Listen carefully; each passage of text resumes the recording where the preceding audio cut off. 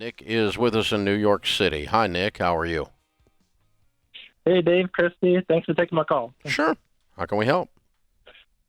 So I'm feeling a little stuck because of prices in New York City. So I'm 24 years old, just started working as a software engineer about 6 months ago, and right now I live in my grandmother's house.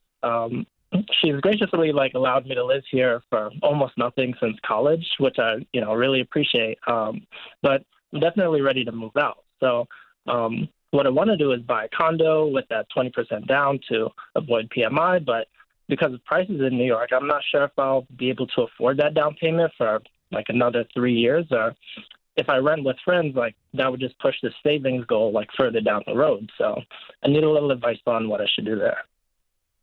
What are you making? So it's going to be about 100 gross, and it's $6K per month after taxes. Yeah, not bad for 24, man. Well done. Got a great career ahead of you.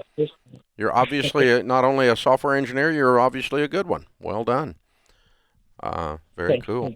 Yeah, you are in a very, very expensive real estate market, at least for now. I don't know that it will remain that way. I think delaying buying in New York City would be a real good idea right now, because that is one of the markets that we may see some price adjustment because of the collapse of so many businesses in the area and the collapse of the economy in the area. And and the number of people leaving the market. So, I personally would not be in a hurry to buy there. And so I think saving some money is a good idea. And, how did you end up, where are your parents? How'd you end up at your grandmother's? So my family lives in Georgia, but my grandmother has a house in New York, and it was easy for me to get to college, if I lived up here. So, everything just worked out for me to stay in New York. But she lives in the same home? Yeah. Okay. Half the year, this is her summer house. She goes back to the Caribbean, for half the year. So right now she's enjoying the warmth down there. Okay, so you have 6 months a year that she's not there, roughly, give or take. Right, but we do have other tenants in the house. So some of the rooms are being rented, and it's I do live with people. It's I'm ready to get out on my own, at 24, and kind of start life for myself. So okay, go rent you something.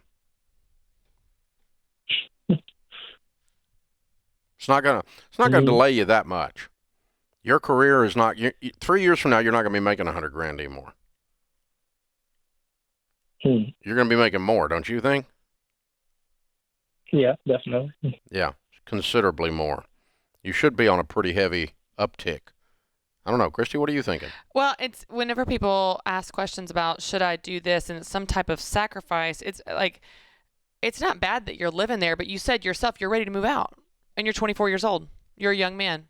You want independence, and I don't blame you. So to Dave's point, it's not going to set you that much back financially whenever you're ready to buy. You wouldn't buy right now anyway. And then in the meantime, for those 3 years, you have the dignity of your own place and doing your own thing and paying a little bit of rent. And I think it's going to be worth it on the journey to you to get to be out on your own. So there are some sacrifices that's yeah, let's make this sacrifice because we're going to be able to save some money. There's other ones hey, this isn't going to set us back that much, but it's going to give us the independence and dignity along the way, and that's worth it. And I think this is one of those things. Now you need to find something fairly inexpensive to rent. We're not trying to spend a whole bunch of money here, because the more you spend on rent, the less you're going to have for a down payment. So that part of your equation is actually correct. But is it going to slow you down or keep you from buying because you came out and got a rental? No. So I'm going to look for something inexpensive. We're not trying to make a statement with your rental property. Quite. If you do make a statement, the statement is I'm cheap. That's the statement you're going for. Yeah, it's not the I'm cool. Don't make an I'm cool statement with where you go to live. All right, and don't justify it, and don't rationalize it, and don't go, well, it's close to work, and don't give me all that crap. Because the more you spend on rent, the less you're going to have for the down payment, or the longer it's going to take you to buy. And we don't want to do that. But I think it's worth it for you to, just in your personal development, to go ahead and make that move. I agree with Christy. So, hey, thank you for the call.